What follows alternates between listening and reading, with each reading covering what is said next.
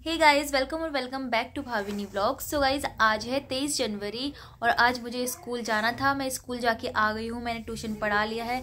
अभी शाम के 7 बज रहे हैं और मैं अभी जस्ट यहाँ पर बैठी हूँ अपना पढ़ने के लिए। लेकिन उससे पहले एक छोटी सी वीडियो बना रही हूँ क्योंकि आज का पूरा डेली व्लॉग तो हो नहीं पाया, लेकिन आप लोगों को मैंने बताने थे कुछ टॉपिक्स जो कि जीएस के थे। तो इसीलिए मैंने सोचा था कि एक सेपरेट वीडियो बनाऊंगी, क्योंकि पूरे डेली व्लॉग में अगर मैं वो सब शामिल करती हूँ तो आपके लिए वो मुश्किल हो जाएगा व्लॉग देखना, क्योंकि व्लॉग के बीचों बीच अगर ऐसी कोई काम की चीज़ होती है तो वो मिस हो जाती है। तो ये सेपरेट वीडियो है उन लोगों के लिए जो कि चाहते थे कि जीके के मैं वो टॉपिक्स बता दूँ जिनसे मैं पढ़ रही हूँ। और आप सभी को पता ही है इंपॉर्टेंट टॉपिक जो जो होते हैं जीके के, और यूके ट्रिपल एस से जिस पैटर्न से वीडियो अपना पेपर बना रहा है तो उस हिसाब से। तो आपको मैंने इकोनॉमिक्स के टॉपिक बताए थे, तो कुछ लोगों ने कमेंट किया था कि मैं सारे सब्जेक्ट वाइज उसकी टॉपिक बता दूं। तो आप लोग नोट कर लीजिए जो जो मैंने अपने लिए लिखे हैं। तो सबसे पहले हमारा जो सब्जेक्ट है वो है पॉलिटी, जिसको हम राज व्यवस्था कहते हैं, जो कि जीके का एक महत्वपूर्ण सब्जेक्ट है, जिसमें से कि आपसे कॉन्स्टिट्यूशन यानी कि संविधान से क्वेश्चन पूछ सकते हैं। और संविधान के अंदर भी बहुत सारे टॉपिक है जिसको सेपरेट करके हमें ये सब समझना है।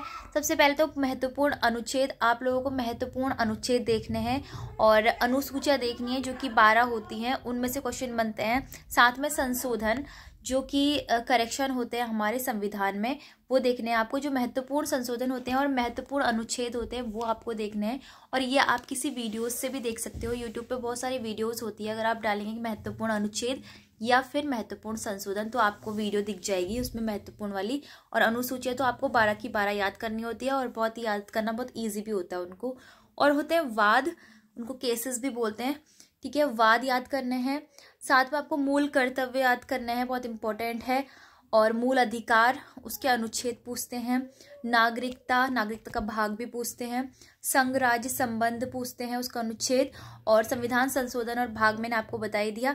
और एक टॉपिक आता है राज्य व्यवस्था में जो कि है संसद, और संसद के अंदर आते हैं कार्यपालिका, विधायिका, न्यायपालिका, ये तो इनसे संबंधित महत्वपूर्ण अनुच्छेद आपको पढ़ने हैं। तो ये है राज व्यवस्था यानी कि पॉलिटी के इम्पोर्टेंट टॉपिक, जो कि मेरे हिसाब से सबसे इम्पोर्टेंट है, क्योंकि आपके जो उत्तराखंड के एग्जाम होते हैं तो उनमें इन्हीं टॉपिक से आपसे पूछते हैं। और इतना ज़्यादा डीप नहीं पूछते, तो मोटा मोटा होता है इनका, इंपॉर्टेंट चीज़ें वही पूछते हैं। तो ये तो हो गया पॉलिटी का। नेक्स्ट देख लेते हैं हम। अगला है भारतीय अर्थव्यवस्था का, जो मैंने आपको पिछली वीडियो में भी बताया ही था। इस वीडियो में मैं आपको बता देती हूँ क्योंकि सारे सब्जेक्ट में बता रही हूँ इस वीडियो में। तो अर्थव्यवस्था का है एफडीआई एफपीआई का मॉडल, मुद्रास्फीति में डब्ल्यूपीआई सीपीआई, और जीडीपी, पंचवर्षीय योजनाएं, निवेश, ये सारे अलग अलग टॉपिक हैं जो आपको पढ़ने हैं। और एक्ट आएंगे इसमें वर्ल्ड इंस्टीट्यूशन से संबंधित, डब्ल्यूटीओ, आईएमएफ और यूएन। वर्ल्ड इंस्टीट्यूशन मतलब कि जो संस्थान होते हैं, विश्व के संस्थान होते हैं अर्थव्यवस्था से रिलेटेड। और कृषि आपका एक टॉपिक हो जाता है। तो ये सारे हैं अर्थव्यवस्था के टॉपिक्स। और जो इकोनॉमिक्स होती है वो लूसेंट में काफ़ी टफ लैंग्वेज में दे रखी है, तो मैं आपसे बोलूँगी कि आपको यूट्यूब से पढ़ना चाहिए, क्योंकि अर्थव्यवस्था के जितने भी मैंने आपको टॉपिक बता रखे हैं, अगर आप एक एक करके यूट्यूब से उनको कवर करेंगे तो सबसे पहले आपको क्या करना है, ये सारे टॉपिक लिखने हैं एक कॉपी में। वो सब मैं लास्ट में बता दूंगी आपको, पहले आपको टॉपिक बता देती हूँ, ठीक है। तो हमारे कौन कौन से टॉपिक हो चुके हैं, हमारा हो गया है राजव्यवस्था और इकोनॉमिक्स का, ठीक है। अब हम देख लेते हैं अगला, हिस्ट्री का देख लेते हैं। तो हिस्ट्री के 3 पार्ट होते हैं। आप सभी को पता है कि 3 पार्ट होते हैं। एक होता है प्राचीन भारत, मध्यकालीन भारत और आधुनिक भारत। तो इन सभी में जो सबसे इम्पोर्टेंट होता है वो होता है हमारा आधुनिक भारत, क्योंकि आधुनिक भारत से सबसे ज़्यादा क्वेश्चन पूछते हैं। और सबसे कम इम्पोर्टेंट हमारा मध्यकालीन भारत होता है। मध्यकालीन का जो पोर्शन है, उसके टॉपिक है वो भी बहुत ज़्यादा कम है, क्योंकि सबसे कम क्वेश्चन मध्यकालीन भारत से बनते हैं, सबसे ज़्यादा आधुनिक से बनते हैं, सेकेंड नंबर पर प्राचीन से बनते हैं और थर्ड नंबर पर मिलते हैं मध्यकालीन से, ठीक है। तो सबसे इम्पोर्टेंट आधुनिक भारत का वो मैं आपको पहले बता देती हूँ। आधुनिक भारत में आपकी जो कांग्रेस के उत्थान और पतन के बाद, उत्थान और विद्रोह के बाद से पहले और बाद के जितने भी आंदोलन हुए हैं वो सब आपको देखने हैं।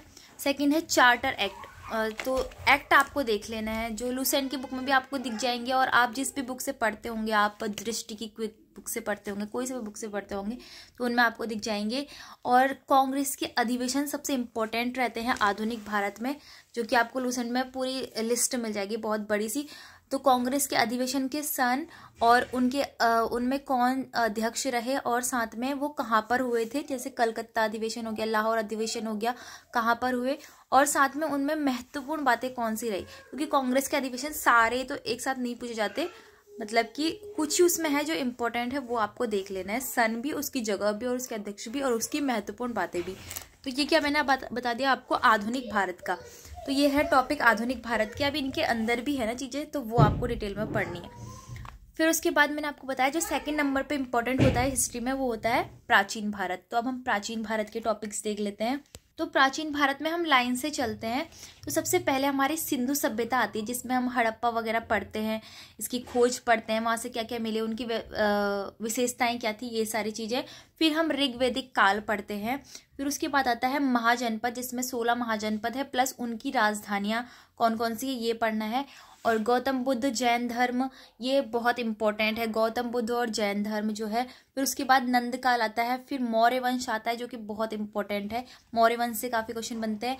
विदेशी शासकों का जो आक्रमण हुआ हमारे देश में, जैसे कि शक, कुषाण और सिंध, ये सभी विदेशी शासकों का आक्रमण हुआ था, ये इंपॉर्टेंट है आपके लिए। फिर नेक्स्ट आता है गुप्त वंश, बहुत इंपॉर्टेंट है, गुप्त वंश और उससे संबंधित शासकों के नाम और उनके बारे में, ठीक है, ये सारा आपको मिल जाएगा आपकी जो भी जीके की बुक होगी उसमें। फिर आते हैं हर्षवर्धन, पुष्यभूति वंश। फिर उसके बाद है उत्तर भारत के 3 त्रिपक्षीय, दक्षिण भारत के 3 चालुक्य, चेर, चोल। तो ये सब आपको, ये जो टॉपिक मैंने बताया, ये सारे किसके हैं, प्राचीन भारत के हैं। और प्राचीन भारत के जो टॉपिक हैं वो कंप्लीट हो गए हैं। लास्ट मैंने आपको बताया कि हिस्ट्री में सबसे कम जो इम्पोर्टेंट होता है वो मध्यकालीन भारत होता है, तो उसमें सबसे कम टॉपिक है, क्योंकि सबसे कम पूछ जाते हैं। इसमें जो सबसे इम्पोर्टेंट है वो है दिल्ली सल्तनत। दिल्ली सल्तनत से क्वेश्चन बनते हैं, विजयनगर साम्राज्य से बनते हैं, मुगल काल से बनते हैं। मुगल काल में जितने भी शासक आए हैं, मुगल शासक, उनके बारे में। और आपको मराठा पढ़ना है, लेकिन मराठा इतना ज़्यादा इंपॉर्टेंट नहीं है, लेकिन फिर भी पढ़ लेना। तो मध्यकालीन में इतने ही टॉपिक हैं, 3-4 जो आपको देखने हैं। आधुनिक भारत का आपको बता दिया मैंने, प्राचीन का बता दिया और मध्यकालीन का बता दिया। तो ये हो गए हमारे इतिहास के टॉपिक। और इससे पहले हमने इकोनॉमिक्स के टॉपिक देख लिए हैं, पॉलिटी के टॉपिक देख लिए हैं। अब हमारा जो लास्ट बचता है वो है जियोग्राफी, यानी कि भूगोल। तो इसके भी 2 सेगमेंट होते हैं किसी भी बुक में। एक होता है जो भारत का भूगोल होता है, और एक होता है जो विश्व का भूगोल होता है। तो पहले आपको देखना है भारत का भूगोल, फिर जाके आप देखेंगे विश्व का भूगोल। तो भारत के भूगोल में तो जो आपसे चीज़ें पूछते हैं वो थोड़े डीप पूछते हैं, लेकिन जो विश्व का भूगोल होता है वो उससे, वहाँ से आपके क्वेश्चन कैसे बनेंगे, जो समझने वाली चीज़ें होती है उस तरह की चीज़ें बनेंगी। जैसे कि मानसूनी हवाएं कैसे चलती हैं, वायुमंडल के बारे में पूछेंगे, जलधाराएं, भूकंप, सुनामी, ज्वालामुखी कैसे आता है, ये आपको मेन चीज़ें। और मानक समय, महासागर, भूमध्य सागर, देश पूछेंगे, जो शीत लहरें होती है, कर्क रेखा, मकर रेखा, इस तरह से क्वेश्चन भूगोल के, विश्व भूगोल से पूछे जाते हैं। लेकिन जो भारत का भूगोल है वहाँ से आपसे जो टॉपिक्स बनेंगे वो कुछ इस प्रकार से होंगे, जैसे कि हमारे देश के राष्ट्रीय अभयारण्य पूछ देंगे, उद्यान पूछ देंगे, और हमारे देश में नदी कौन सी कहाँ पर बहती है, ये सारी चीज़ें पूछते हैं भारत के भूगोल में। तो भारत के भूगोल में आपको यही चीज़ें याद करनी है। और विश्व का भूगोल मैंने आपको बता दिया, पहले आप भारत का भूगोल क्लियर करेंगे, फिर उसके बाद कुछ क्वेश्चन आपसे, एक क्वेश्चन आता है शायद विश्व का भूगोल से, तो इतना इम्पोर्टेंट नहीं है, लेकिन फिर भी देखना है उसको, क्योंकि याद करना उसमें फिक्स हो जाता है कि अगर हम उसे याद कर लें, ठीक है। तो ये सारा मैंने आपको बता दिया, जीके के टॉपिक, हिस्ट्री के, इकोनॉमिक्स के, जियोग्राफी के, और साथ में पॉलिटी के। तो आई होप आपको समझ में आ रहा होगा कि ये सारे टॉपिक जो है ना इम्पोर्टेंट टॉपिक है यूके SSC या फिर यूके PSC दोनों के लिए, क्योंकि ये टॉपिक फिक्स हैं आपके जीके में, और इससे बाहर से कुछ नहीं पूछता। और ये सारे जो टॉपिक आपको देखने को मिलेंगे सिलेबस में दिखेंगे, जो भी मैंने आपको बताए हैं। तो अब आपको क्या करना है, सबसे पहले आपको इन टॉपिक्स को लिख लेना है, फिर उसके बाद आपको एक एक करके इन टॉपिक्स को क्लियर करना है। जैसे कि ऐसा नहीं करना है कि आपको लूसेंट की या फिर कोई अदर बुक लेनी है उसको पूरा पढ़ डालना है, क्योंकि अभी वक्त कम है हम लोगों के पास। मार्च में हमारा एग्ज़ाम होने वाला है, बाकी अदर एग्ज़ाम भी आएंगे अभी आगे जब भी विज्ञापन आएगा। लेकिन हमें क्या करना है, टॉपिक क्लियर करना है, ना कि कोई बुक को कंप्लीट करना है। टॉपिक क्लियर करना बहुत जल्दी वो हो जाता है। जैसे आपने लिखा हिस्ट्री का किया आपने, तो आधुनिक भारत को आप कंप्लीट करेंगे तो उसमें सबसे पहले आप कांग्रेस के उत्थान के बाद और उसके पहले जो जो विद्रोह हुए वो आप देखेंगे, तो इससे आपका एक टॉपिक पूरा हो जाएगा। फिर उसके बाद आप चार्टर एक्ट देखेंगे, कांग्रेस के अधिवेशन देखेंगे, आंदोलन देखेंगे, तो ऐसे आपके एक एक टॉपिक पूरे होते जाएंगे। और टॉपिक को आप बुक से पढ़िए या फिर सबसे अच्छा है कि यूट्यूब से कोई भी टॉपिक सर्च करिए, उसके बारे में पूरा आ जाएगा। नोट्स बनाइए, शॉर्ट नोट तैयार कीजिए, वो ज़्यादा बेटर रहेगा मेरे हिसाब से जीके के लिए, क्योंकि जीके में पकड़ होना बहुत ज़्यादा ज़रूरी होता है। जीके सबसे ज़्यादा रोल निभाती है हमारे एग्ज़ाम में, हमारी मेरिट में, हमारे सिलेक्शन में, क्योंकि उत्तराखंड जीके और हिंदी पे हम लोग ध्यान देते हैं लेकिन जीके पे नहीं देते हैं, तो उस वजह से हमारे मार्क्स भी कम आ जाते हैं। फिर इसके बाद हमारा आता है 20 मार्क्स की हिंदी, जिसमें कि हमारा हिंदी व्याकरण और हिंदी साहित्य से आता है। साथ में जो वो कुमाऊं निगर वाली कहावतें, बोलियां वगैरह, शब्द वगैरह आएंगे, वो जो शब्द है कुमाऊनी या गढ़वाली शब्द, वो तो हम ना भी पढ़े और उस वक्त भी अगर हम दिमाग लगाए तो हम उसको सॉल्व कर सकते हैं। अगर हमने वो सुने होंगे, अगर हमें एलिमिनेशन टेक्निक आ रही है वहाँ पे तो हम कर सकते हैं, अदरवाइज नहीं कर सकते। और अगर अभी इतना टाइम है भी नहीं कि हम इतनी सारी बुकें पढ़े उन सब क्वेश्चन के लिए, जो कि कुमाऊनी गढ़वाली जौन सारी कोई भी शब्द है उनके लिए इतना टाइम है नहीं, तो हमें अपने व्याकरण ही सही करना होगा। और साथ में साहित्य जो कि रचनाओं वाला पोर्शन होता है वो वाला, तो उसमें आपको क्या करना है, हिंदी के ऐसे जो लेसन होते हैं जो कि टेक्निकल होते हैं, जैसे कि वर्णमाला वाला लेसन, संधि, ये सब लेसन आपको फिक्स कर लेना है। फिर उसके बाद आपको देखना है साहित्य एक एक करके आप कवि और लेखक को कंप्लीट करें।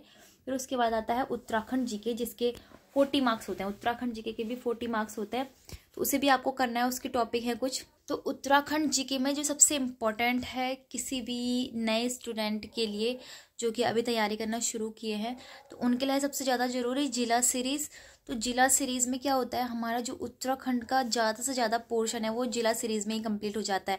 क्योंकि अगर हम एक ज़िले के बारे में पढ़ रहे हैं, सपोज़ हम नैनीताल ज़िले के बारे में पढ़ रहे हैं, तो नैनीताल ज़िले में स्थित जो ताल होते हैं, नदियाँ होती हैं, राष्ट्रीय उद्यान हैं, तो मोस्टली मंदिर, त्योहार, मेले, ये सारी चीज़ें ना उसमें कवर हो जाती है। ऐसे अगर हम दूसरा जिला पढ़ेंगे, तीसरा पढ़ेंगे, ऐसे अगर हम 13 जिले पूरे डीप से अच्छी तरह याद करते हुए, समझते हुए पढ़ेंगे, सीमाएं वगैरह सारी चीज़ें उसमें हो जाती है, ऐतिहासिक स्थिति भी हो जाती है।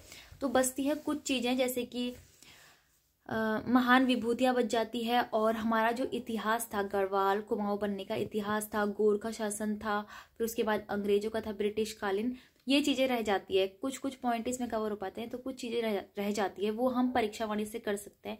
और मैं जो उत्तराखंड जीके है वो तो सिर्फ परीक्षा वाणी से ही पढ़ती हूँ। इसके अलावा मेरे पास उत्तराखंड के इतिहास की अजय रावत बुक है और BS नेगी है वन लाइनर। तो वन लाइनर से मैंने जिला सीरीज़ पढ़ी है और साथ में उसी से मैंने अपनी जिला सीरीज़ के नोट्स बनाए हैं। लेकिन जिला सीरीज़ के नोट्स बनाने के दौरान मैंने बहुत सारी उत्तराखंड की वीडियोस से, जो जिला सीरीज़ वाली वीडियोस थी, साथ में गूगल से और BS नेगी से, परीक्षा वाणी से, सभी से सर्च करके अपनी जिला सीरीज़ के नोट्स तैयार किए, जो मैंने आपके साथ शेयर भी करे थे अपने मेन वाले चैनल पे, जिसमें कि मैंने आपको 9 जिले दे रखे हैं। अभी 4 जिले देने बाकी है, वो मुझे जब टाइम लगेगा मैं तभी दूंगी, तो अभी उसका टाइम नहीं लग पा रहा। तो आपसे अगर उत्तराखंड जीके के लिए मैं आपसे बोलूँगी कि जिला सीरीज़ को अच्छी तरह पढ़िए, जो भी नए स्टूडेंट है। और फिर उसके बाद जिला सीरीज़ के बाद आप उत्तराखंड में देखेंगे जो फिक्स टॉपिक हैं पेपर में आने वाले, जैसे कि फिक्स टॉपिक का मतलब कि जैसे कि राष्ट्रीय उद्यान, उसके बारे में मोस्टली क्वेश्चन देखा ही जाता है। और ताल हो गए, त्योहार हो गए, नदियों के बारे में, नदी तंत्र, यमुना, गंगा, ऐसे नदी तंत्र आपको याद रखना है। और क्या उत्तराखंड में, उत्तराखंड परीक्षा वाणी का तो आप अगर पूरा से रिवीजन कर लें तो बहुत से क्वेश्चन परीक्षा वाणी से आपको मिल जाते हैं। तो अभी तक मेरे पास तो वही है उत्तराखंड जीके की, मैंने इससे अलावा कोई बुक ली नहीं है उत्तराखंड जीके की। BS नेगी ले रखी थी वो सिंगल लाइनर, जिससे मैंने जिला सीरीज़ देखी है। बाकी जो उत्तराखंड का इतिहास है उसमें आप सबसे पहले पढ़ते हैं आद्य ऐतिहासिक, जो इम्पोर्टेंट है वो बता रही हूँ मैं आपको। आद्य ऐतिहासिक में कार्तिकेयपुर उस और जो गढ़वाल और कुमाऊँ है वो कैसे बना उसका इतिहास, कत्यूरी राजवंश, कुणिंद, चंद, परमार वंश, गोरखा, अंग्रेजों का काल आया। फिर उसमें अंग्रेजों के काल में सबसे ज़्यादा इंपॉर्टेंट है उनके कमिश्नर जिनसे क्वेश्चन बनते हैं, जैसे कि रैमजे, ट्रेलर और गार्डनर से सबसे अच्छे क्वेश्चन बनते हैं। भूमि बंदोबस्त से आपसे क्वेश्चन बनता है। और जिला सीरीज तो इम्पोर्टेंट है ही उत्तराखंड के लिए। ये हो गई हिस्ट्री की बात। फिर आता है आपका ज्योग्राफी। ज्योग्राफी में सबसे इंपॉर्टेंट है आपका नदी तंत्र, और नदी तंत्र में भी इंपॉर्टेंट नदियाँ जब सबसे ज़्यादा महत्वपूर्ण है वो है भागीरथी, रामगंगा, गंगा, यमुना, इस तरह की नदियाँ। राष्ट्रीय उद्यान आपका इंपॉर्टेंट है ही, क्योंकि आपसे उससे क्वेश्चन बनता है। झीलें और ताल से, झीलें या ताल से बनता है। प्लस मोस्ट इंपॉर्टेंट है महान विभूतियाँ। उत्तराखंड की जितनी भी महान विभूतियाँ हुई हैं वो सबसे इंपॉर्टेंट है, उनको जरूर देखें। ये आपको परीक्षा वाणी में मिल जाएगा, वैसे वीडियोस वगैरह में देख सकते हो। फिर आता है एक संस्कृति वाला पोर्शन जिसमें आपके आते हैं त्योहार, मेले, और संस्कृति वाले में और क्या आता है, नृत्य आते हैं, गीत आते हैं। साथ में जनजाति वाला, 5 जो उत्तराखंड की जनजाति है, जनजातियों के अलग से नोट्स बना लो, वो बहुत इंपॉर्टेंट है। क्योंकि जनजातियों में जो जो त्यौहार होते हैं, उनकी जो परंपराएं होती है, रीति रिवाज होते हैं, कुछ टर्मिनोलॉजी भी होती है उनकी, जैसे कि रयांती किसे बोलते हैं, देहांती किसे बोलते हैं, ये सारी चीज़ें। उनके प्रमुख देवता, उनका रहन सहन, उनके त्यौहार, ये सारी चीज़ें जनजातियों के बारे में आप पढ़ें उसमें। तो यही है उत्तराखंड जीके के बारे में, तो इतना फिक्स ही है। और हिंदी मैंने आपको बता ही दिया है क्या क्या है उसमें।